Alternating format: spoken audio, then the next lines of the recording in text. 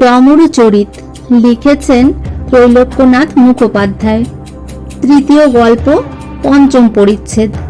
ছোটখাটো ভালো মানুষ ভূত।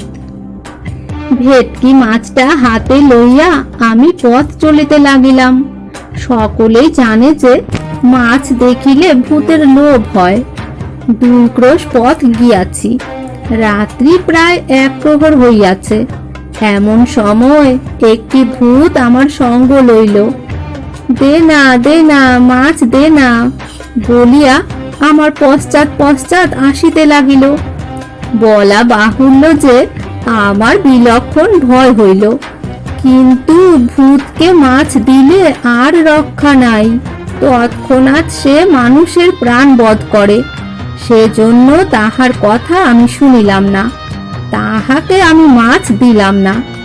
কিছু দূর গিয়াছি, এমন সময় আর একটা ভূত আসিয়া জুটিল। একটা আমার ডান দিকে আর একটা আমার বাম দিকে। আমার 2 পাশে 2টা ভূত হাত পাতিয়া দে না দে না বলিতে বলিতে আমার সঙ্গে সঙ্গে চলিল, কিন্তু কিছুতেই তাহাদিগকে আমি মাছ দিলাম না। অবশেষে তাহারা আর লোভ সামলাইতে পারিল না। মাছের মাথার দিক কানকোতে হাত দিয়া আমি ধরিয়াছিলাম। মাছের অপর দিক তাহারা খপ করিয়া ধরিয়া ফেলিল। অপর দিক ধরিয়া তাহারা মাছটি আমার হাত হইতে কাড়িয়া লইতে চেষ্টা করিল। আমি মাছের কানকো ধরিয়া, তাহারা মাছের লেজার দিক ধরিয়া সেই মাঠের মাঝখানে ঘোরতর টানাটানি হইতে লাগিল। কিন্তু আমি একা, ভূত হইল 2 জন। 2 জনের সঙ্গে আমি কতক্ষণ টানাটানি করিতে পারি। ক্রমে আমি শ্রান্ত হইয়া পড়িলাম। তখন নিরুপায় হইয়া একটা ভূতের হাতে আমি কামড় মারিলাম। বলিব কি হে, ভূতের হাতের কথা, ঠিক যেন কাঠের উপর কামড় মারিলাম। তাহার পর দুর্গন্ধ, সেইরূপ দুর্গন্ধ মানুষের নাকে কখনো প্রবেশ করে নাই। আমার দাঁত নাই সত্য, কিন্তু সেই ফোকলা মুখের এক কামড়েই ভূত 2টি পলায়ন করিল। তখন আমার মুখে দুর্গন্ধে আমি ক্রমাগত উদ্গার করিতে লাগিলাম। সেইখানে বসিয়া নেকার নেকার নেকার এক মনে হইল পেটের নাড়িভুড়ি বুঝি বাহির হইয়া গেল। নিশ্চয় বুঝিলাম যে এইবার আমার আসন্ন কাল উপস্থিত হইয়াছে। আমি সেই স্থানে চক্ষু বুজিয়া শুইয়া পড়িলাম ও নন্দীর অভিশাপের কথা ভাবিতে লাগিলাম।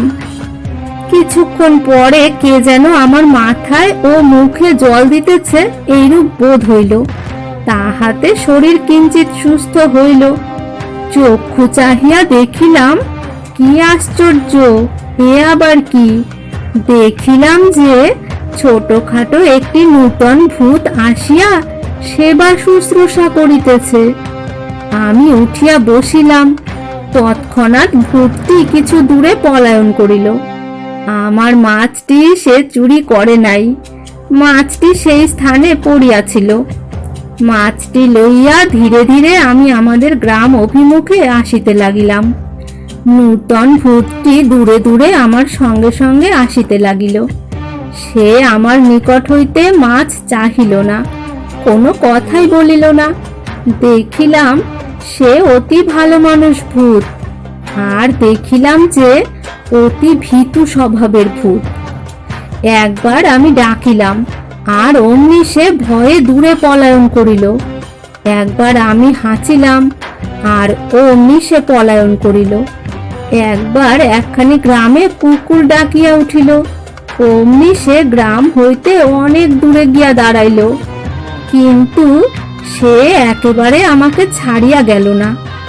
ভয় পাইয়া একবার পলায়ন করে, তাহার পর পুনরায় আসিয়া উপস্থিত হয়। এরূপ ভীরু স্বভাবের ভূত কখনো দেখি নাই। তখন আমি বুঝিলাম মহাদেব যে আমাকে একটি ছোটখাটো ভালো মানুষ ভূত দিবেন বলিয়াছিলেন, এটি সেই ভূত। অবশেষে আমি তাহাকে বলিলাম, দেখো ভালো মানুষ ভূত, তুমি আমার উপকার করিয়াছ, তুমি আমার প্রাণ রক্ষা করিয়াছ, আমার সহিত তুমি চলো, দুইখানা ভাজা মাছ তোমাকে আমি প্রদান করিব। ঘরে গিয়া এলোকেশীকে আমি মাছটি দিলাম। রান্নাঘরে এলোকেশী মাছ ভাজিতে লাগিল। কতকগুলি মাছ যেই ভাজা হইয়াছে, আর রান্নাঘরের ঘুলঘুলি দিয়া ভূতটি হাত বাড়াইল। তাহার হাতে চারিখানি মাছ দিলাম, আর তাহাকে আমি বলিলাম, পুনরায় কাল এসো, তোমাকে ভালো মাছ দিব। পরদিন বৈকাল বেলা ক্ষুদিরাম মণ্ডলের পুষ্করিণীতে চুপি চুপি হাত সুতা ফেলিয়া একটি রুই মাছ ধরিলাম। সন্ধ্যার সময় মাছটি আনিয়া এলোকেশীকে দিলাম। বলা বাহুল্য যে আমি নিজের পুকুরের মাছ খরচ করি না, তাহা আমি বিক্রয় করি। সন্ধ্যার পর এলোকেশী যখন মাছ ভাজিতেছিল, তখন আমি রান্নাঘরে গমন করিলাম। আমার সাড়া পাইয়া ভূতটি ঘুলঘুলি দিয়া হাত বাড়াইল। তাহার হাতে আমি মাছ দিলাম। এই রূপে প্রতিদিন ক্ষুদিরামের পুকুর হইতে গোপনে মাছ ধরিয়া ভূতটিকে আমি খাইতে দিতে লাগিলাম।